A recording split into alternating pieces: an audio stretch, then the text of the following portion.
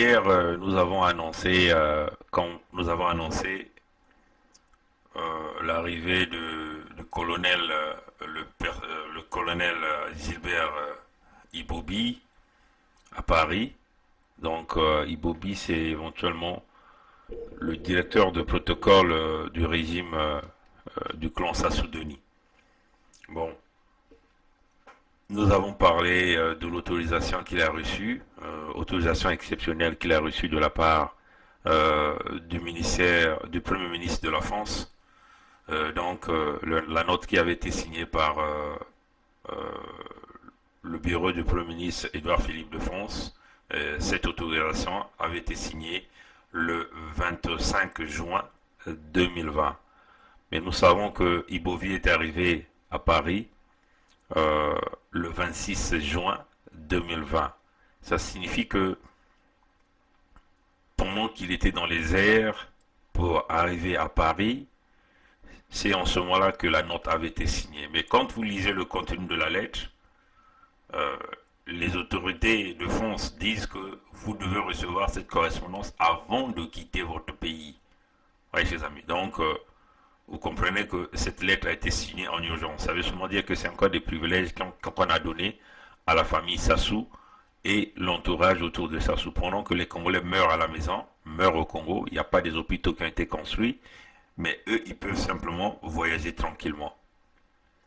Bon, cette autorisation officielle donnait donc le numéro de vol que Ibobi Gilbert avait emprunté. Et le numéro de vol qui avait été donné ici, on avait parlé de transport VIP, vol numéro IFA 1262, immatriculé D.AFAG. Par ces informations, nous étions capables de traquer le type de vol, le type d'avion et éventuellement retrouver la compagnie de location.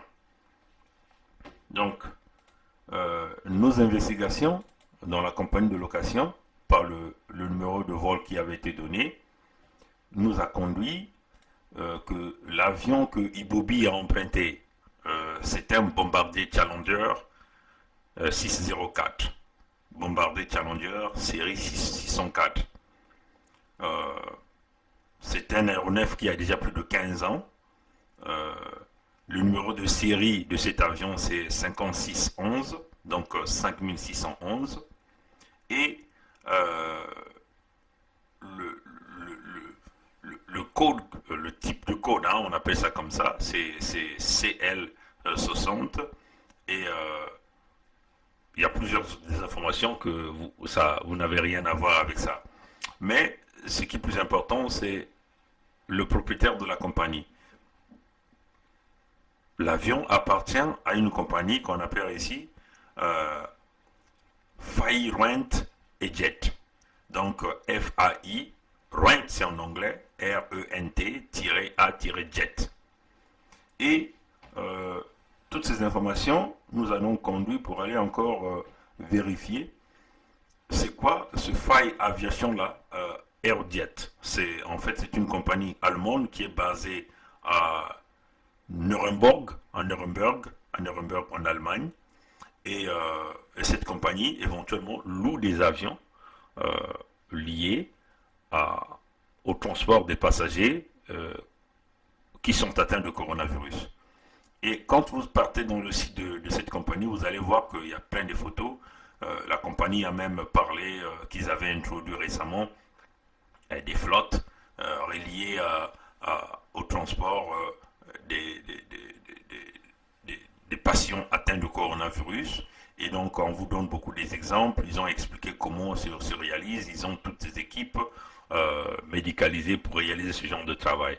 Donc, cela confirme bien hein, que Ibobi Gilbert est bien parti en France. Et quand vous voyez les modèles des avions que cette compagnie a modifié pour assurer le transport des patients atteints de coronavirus, il y a bien le modèle Bombardier Challenger qui est à l'intérieur, 6604.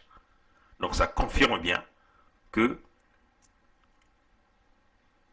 Gilbert Ibobi a été transporté en France par un jet privé VIP médicalisé, Challenger, de bombardier Challenger 604, appartenant à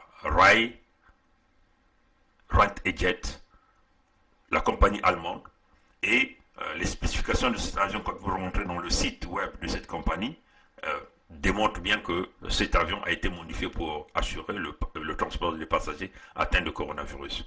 D'autres informations nous parlent qu'il y a aussi Ominga, Raoul Ominga, de celui qui a remplacé Denis Christel, dans la forme, mais dans le fond, c'est pas ça, était aussi dans cet avion-là.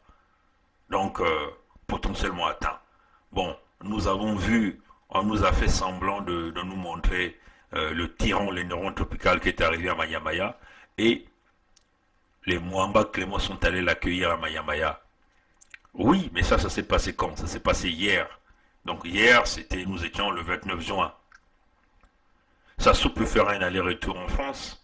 Il peut aller faire 2 jours en France pour un check-up généralisé et il va rentrer au Congo. Personne ne va le savoir. Donc, quand on vous présente Sassou qui arrive à Mayamaya, mais ça ne signifie pas que Sassou est revenu d'Oyo. Parce que Sassou aussi était aussi en France. Et nous en sommes convaincus que Sassou était aussi en France pour aller faire un check-up.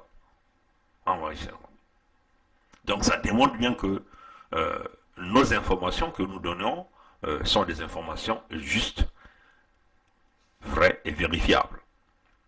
Tout à l'heure, nous allons vous poster sur notre mur le website de cette compagnie Rheinland-Jet. Vous pouvez aller lire de vous-même.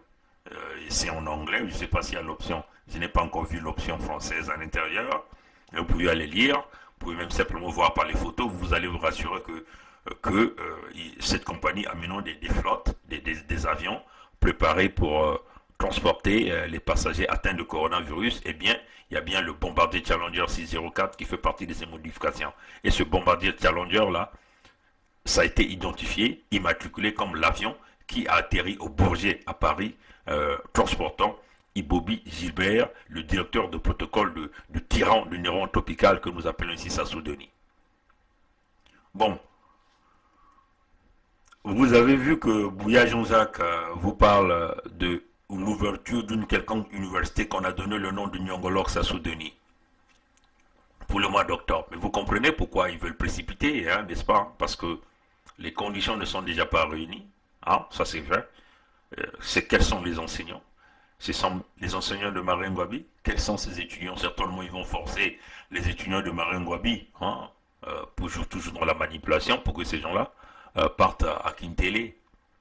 Mais vous ne comprenez pas les enjeux qui sont derrière. Parce que pour eux, il faut trouver des sujets pour déclencher leur campagne ou des sujets qui doivent parler durant leur campagne. Campagne que lui est en train de préparer à sa manière, en voulant faire un passage en force. Voyez, chers amis.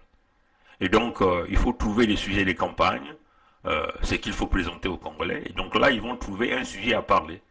L'université, entre guillemets, au nom du tyran du neuron tropical que nous appelons Sassou Denis.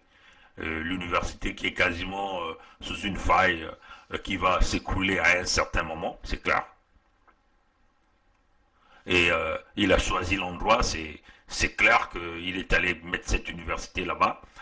C'est simplement pour des stratégies géopolitiques, ethniques, claniques, tribales, c'est clair. Hein? Et nous savons que c'est assis sur une structure géologique totalement instable, donc à n'importe quel moment, ça peut se crouler, parce que la roche mère, la roche de base qui retient toutes les couches géologiques où est placée cette université, ce n'est que du sable. Donc à un certain moment, ça va partir. Hein? Donc c'est encore une construction qu'ils ont pompée, d'abord avec la surfacturation. Ils ont construit tout en ne pas respecter les normes liées à la construction ou à l'ingénierie. On a bâti une université en réalité qui va être dysfonctionnelle parce que Marien Ngouabi n'a jamais fonctionné, même si pour un appât, il va vous dire que les étudiants seront boursiers. Oui, et ceux de Marien Ngouabi sont aussi boursiers, mais cette bourse vient là une fois tous les 3 ans. Donc, en réalité, c'est simplement un sujet de campagne. Hein, il faut trouver un sujet de campagne et donc cette université fera partie de leur sujet de campagne. Bon, vous vous souvenez, le FIGA, le fonds d'investissement garanti que Sassou vous avait promis, ça n'a jamais vu le jour. Les hôpitaux dont il a parlé, ça n'a jamais vu le jour. Les emplois de jeunes, n'en parlons plus, 100% des jeunes sont des chômeurs. Donc nous on se dit, quel est ce peuple-là qu'on va encore venir manipuler et ce peuple-là va se mettre à acclamer parce que ces gens-là ont pris 1000 francs, ont pris un t-shirt. Bon, une élection, nous savons que nous sommes dans une démocrature. Dans une démocrature, les élections sont là pour légitimer un tyran, pour légitimer un régime clanique, tribal, un régime manipulateur, destructeur, pilleur. Ouais, chers amis. Et tout ça, c'est appuyé par la France-Afrique. Ouais, chers amis. Donc, vous comprenez bien que les élections, c'est une forme de légitimer ces gens-là pour qu'ils continuent de voyager sous l'étiquette de l'immunité diplomatique, cette fameuse immunité qui leur permet de commettre le génocide, les crimes de pillage économique, les crimes de sang, mais sans pourtant de se faire inquiéter sur le chemin international. Ouais, voilà pourquoi pour nous, Congolais, toute forme d'élection au Congo organisée par le régime Sassou est considérée comme de l'athlétisme pour le pays. Et donc tout individu qui ira à cette élection est considéré comme un traître pour la République. Donc ces individus seront attaqués à l'extérieur du Congo par les Congolais. C'est ça la vérité. Donc si Sassou aujourd'hui, il est décidé à mourir au pouvoir, parce que c'est clair, malgré que tous les voyants sont en rouge, tous les voyants, je dis bien, les voyants macroéconomiques, système de santé, encore la preuve que si lui il arrive à expatrier tous les gens de son clan pour aller se soigner en France, bien sûr avec la complicité des autorités politiques, militaires et économiques de la France, tout en sachant que la France est suffisamment informée, et Sassou étant un sous-préfet de la France, donc un sous-préfet de la communauté, dont est dirigé par Emmanuel Macron. Emmanuel Macron est bien informé que le Congo n'a jamais eu des hôpitaux construits, mais des fonds ont été décaissés. Mais Emmanuel Macron continue de pouvoir permettre à ces gens de venir se soigner là en France, utiliser les fonds du contribuable français, parce que c'est le contribuable français qui a contribué pour la construction des hôpitaux en France. Donc permettre aux tyrans, leurs descendants, leurs familles, de quitter leur pays, là où ils ont brisé, ils ont sorti des fonds, ils ont bourré des fonds, ils ont mangé ces fonds, ils ont détruit ces fonds. Mais ils vont toujours continuer de profiter de se soigner sous des investissements réalisés par le contribuable français. C'est là où nous disons qu'il y a une forte complicité, que nous sommes victimes d'un complot de la France, et nous devons considérer la France comme notre ennemi au même titre que Sassou. Et quand on parle ici de la France, on parle de la France politique, de la France économique, de la France militaire, qui joue les intérêts des tyrans et non les intérêts des peuples. Oui, chers amis. Mais non, pourquoi si la France était une nation sereine, consciente et sérieuse, pourquoi elle ne prenait pas de loi au niveau de l'Assemblée? Pourquoi les députés même de Jean-Luc Mélenchon, ou si réellement il y a une fameuse opposition politique de la droite, ou même de Marine Le Pen et tout ce monde, pourquoi ils ne prenaient pas de loi interdisant formellement aux tyrans et leurs familles de venir se soigner en France? Si ces gens-là sont en réalité sincères avec la politique, c'est cela les véritables actions. Qu'il y ait même une ordonnance signée par Emmanuel Macron en tant que président de la communauté d'interdire formellement ces tyrans et leurs familles qui n'arrivent pas à construire des hôpitaux dans leur pays, qui pillent les fonds dans leur pays, qui mettent leur population en difficulté, mais qui continuent de venir se soigner avec les fonds du contribuable à l'hôpital américain là à Paris. Pourquoi ils ne prenaient pas une loi pour dire que désormais ça sera strictement interdit à tous ces gens-là de venir se soigner en France? Peut-être que il y aura un clic dans leur tête qui leur permettait de construire des hôpitaux. Donc ça montre clairement qu'il y a une volonté manifeste de la France de nous laisser nous massacrer, de nous laisser nous tuer dans nos États. Donc éventuellement, l'Afrique sont les Africains, le Congo sont les Congolais, et simplement avec un tyran qui continue de protéger, les intérêts particulièrement liés à la France. C'est cela que nous dénonçons. Nous lançons donc le président Emmanuel Macron à un challenge qui est celui de prendre une note exécutive euh, euh, interdisant formellement tous les clans claniques des régimes dictatoriaux et leurs membres de venir se soigner sur le territoire français avec les fonds de leurs contribuables. Qu'on leur demande de se soigner chez eux, c'est ça la vérité. C'est cela que nous voulons. Vous voyez, chers amis. Donc, on le dit d'une manière claire que voilà pourquoi nous demandons tous les Congolais. Tous ceux qui nous diront qu'ils vont aller à l'élection organisée par Sassou parce qu'il est décidé coûte que coûte de mourir malgré que tous les voyants sont au rouge. Il a flambé l'économie du pays, il a pillé l'argent du Congo, il a détruit les routes, le système de santé, le système médicalisé. Et là, il veut vouloir faire un passage en force. Même les institutions financières internationales ont toutes fermé les portes au clan clanique de Sassou, mais il veut vouloir faire la force. Donc maintenir le Congo en état d'esclavagisme, bloquer le Congo, comme si le Congo appartenait à Sassou. Donc on le dit d'une manière claire que tout individu qui ira à l'élection, oui, vous allez certainement être des caïds au Congo, mais vous ne serez pas des caïds à l'extérieur. On va vous démontrer que nous ne sommes plus à l'étape où le Congolais va continuer à dormir. Oui, vous allez continuer certainement, vous avez votre armée à l'intérieur, mais nous allons vous avoir. Qu'il s'agit de vos ministres, vos représentants, vos députés, vos envoyés spéciaux que vous envoyez pour parler au nom du Congo, à l'extérieur du Congo, nous allons vous attaquer à vous frontalement. C'est cela qui est la vérité. Maintenant, nous allons commencer par le tyran. Et on lui le dit. Fais cette élection et tu verras les ministres de ce régime. Nous allons voir là où vous allez commencer à voyager, venir dans les sommets internationaux, se cacher derrière l'immunité diplomatique. Oui, c'est certain que nous ferons désormais la prison dans ces pays-ci. Parce que nous allons vous attaquer à vous frontalement. C'est cela, chers amis. Et nous demandons, nous lançons véritablement ce que nous appelons un ultime fada contre le régime dictatorial et tous ceux qui servent les intérêts de ce régime. Que le peuple congolais puisse comprendre qu'il est temps de se lever face à un homme qui a bloqué tout le pays, qui a pilonné tout le pays, qui a volé tout l'argent du Congo. Et c'est cela. Et nous appelons donc nos amis de la vallée du Niari, nos amis du pôle, nos amis du royaume de Luango, de se souder ensemble pour aller chercher la souveraineté de notre pays. Oui, mais non, s'il y a des amis de la partie nord qui continuent d'acclamer Sassou, ceux qui continuent d'acclamer Sassou vont continuer d'acclamer Sassou. S'il y a des amis et des compatriotes de la partie nord qui comprennent le véritable sens de la libération de notre nation, certainement ils vont se joindre à nous. Nous allons donc mener des opérations de part et d'autre pour pouvoir arriver à la souveraineté de ce pays-là. Mais tant que vous savez que tant que Sassou est là, tant que le système est là, rien ne marchera. Alors on le demande au peuple congolais au sens du devoir. Souvenez-vous, Jésus ne descendra pas du ciel pour venir vous sauver. Ni même Dieu ne descendra pas. Parce que Dieu a déjà donné tout dans les hommes.